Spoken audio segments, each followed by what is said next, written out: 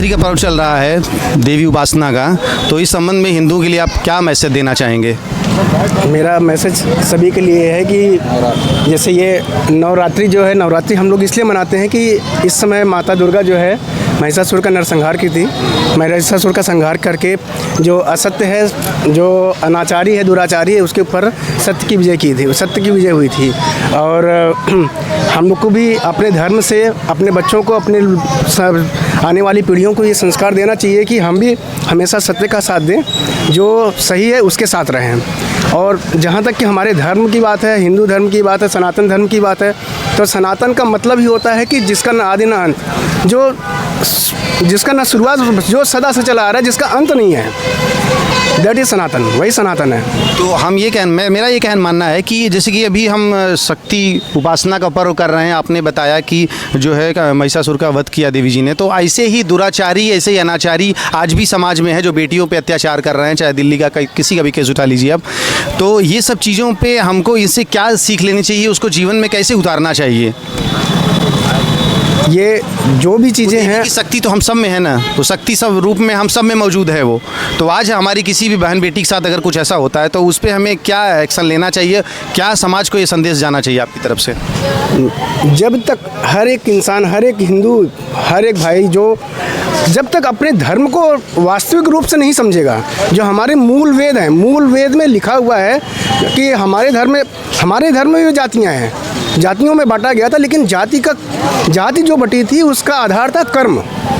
काम जो होगा उसके आधार पे जातियाँ थी, न कि आपके जन्म के आधार पे जातियाँ हैं। इस आधार पे वर्ड का विभाजन हुआ था। हमें इस चीज़ को समझना चाहिए कि हम वर्ड के आधार जो पे न बटें, हमारे कर्मों के आधार पे जातियाँ रहें और आपस में संगठित रहें। और आने वाली जो भी शक्तियाँ हैं, बाहर की शक्तियाँ हैं जो हमारे संस्कृति पे अत्याचार कर रही हैं, दुराचार करने की कोशिश कर रही हैं या उस पर आक्रमण करने की कोशिश कर रही हैं, हम उनका मुंह तोड़ जवाब दे सकें। तो ये तमाम मैसेज आपकी तरफ से बहुत अच्छा बात बोली आपने।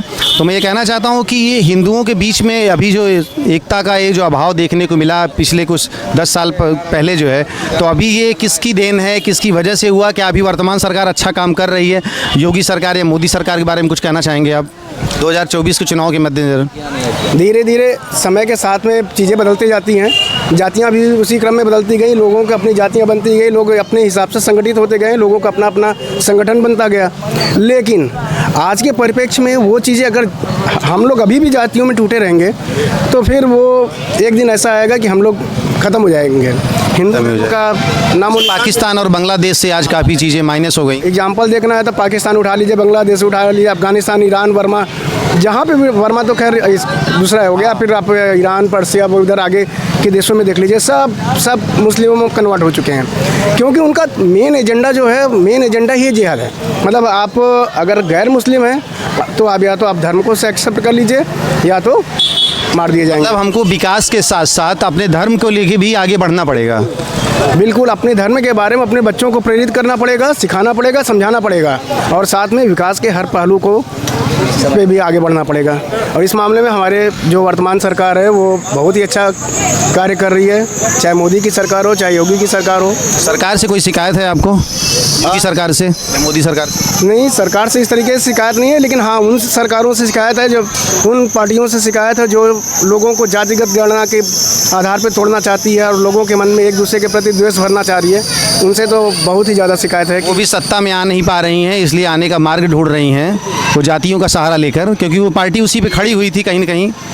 वो आधार ही उनका वही है कि एक मुस्लिम का वोट लेने के लिए वो तरह तरह के बात, मतलब मेरा कहने का मतलब बात सिर्फ अब हिंदुत्व की होनी चाहिए, ना कि किसी जात पात की होनी चाहिए। हिंदुत्व की बात होनी चाहिए विकास के लिए। मैं कहता हूँ कि हिंदुत्व की बात कीजिए, जिसकी भी बात कीजिए, जो भी चीज़ सही है, जहाँ पे सच्चाई दिखे, जो चीज़ आप अपने हिंदू धर्म को उठा के देखिए, जो आज के आविष्कार हो रहे हैं हमारे हिंदू धर्म में पहले से हो चुके हैं।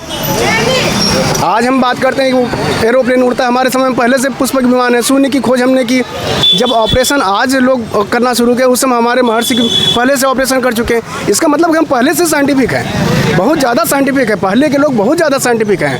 हमें उनको हम हमारे इतिहास को इस तरीके से तोड़ मरोड़ के दिखाया गया कि हम लोग बहुत ही हीन किस्म के। शिक्षा व्यवस्था पे भी सरकार को उस हिसाब से लाना चाहिए। कॉन्वेंट के माध्यम से वो चीज़ें नहीं हो पाएंगी, थोड़ा धीरे धीरे गुरुकुल या इस टाइप की शिक्षा पद्धति को बढ़ावा देना चाहिए। पुरानी जो शिक्षा पद्धति थी, गुरुकुल की पद्धति थी, जो हमारे सनातन धर्म में जो शिक्षा पद्धति अपनाई गई थी, उस पर फोकस करना चाहिए, ज़रूर फोकस करना चाहिए मेरे हिसाब से। जी जी, बहुत बहुत धन्यवाद। लोगों को ऐसे पर्व में तो बढ़ चढ़ के हिस्सा लेना चाहिए जहाँ पे सामाजिक सद्भाव एक साथ बढ़े और लोग एक दूसरे से जुड़ सकें। आज मैं यहाँ पे आया हूँ, किसी को नहीं पहचानता हूँ, लेकिन जब लोग डेली मेल जोल बढ़ेगा, इस तरह की चीज़ें होंगी, मेल जोल में बढ़ेगा, तभी सबके बीच में संगठन होगा, इकट्ठा होंगे लोग, संगठित होंगे और किसी भी मुसीबत में एक दूसरे का साथ दे सकेंगे। देंगे जी जी, ये होना भी चाहिए जो है।